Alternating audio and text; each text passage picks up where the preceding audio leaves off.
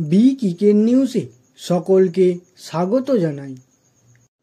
আফগানিস্তানের বিরুদ্ধে 3 ম্যাচের টি-20 সিরিজের জন্য দল ঘোষণা করেছে ভারতীয় ক্রিকেট বোর্ড, যেখানে সুযোগ পাননি 5 জন গুরুত্বপূর্ণ ক্রিকেটার।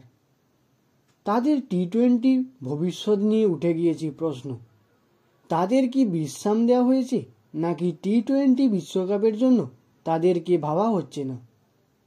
যে স্কোয়াড ঘোষণা করেছে ভারতীয় ক্রিকেট বোর্ড, সেখানে রাখা হয়নি কেএল রাহুল, রবীন্দ্র জাদেজা, জাসপ্রীত বুমরা, মোহাম্মদ সিরাজ এবং ঈশান কিষানকে।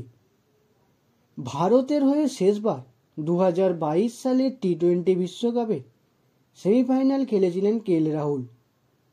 14 মাস পর রোহিত কোহলি টি-20 দলে ফিরলেও কেএল রাহুলকে নেওয়া হয়নি।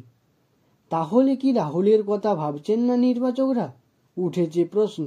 অন্যদিকে জাদেজা, সিরাজ গত মাসেই দক্ষিণ আফ্রিকার বিরুদ্ধে টি-20 সিরিজে ছিলেন, কিন্তু 1 মাসের মধ্যে তারা দলে নেই। টি-20 বিশ্বকাপের আগে শেষ টি-20 সিরিজে তাদের রাখেননি নির্বাচকরা।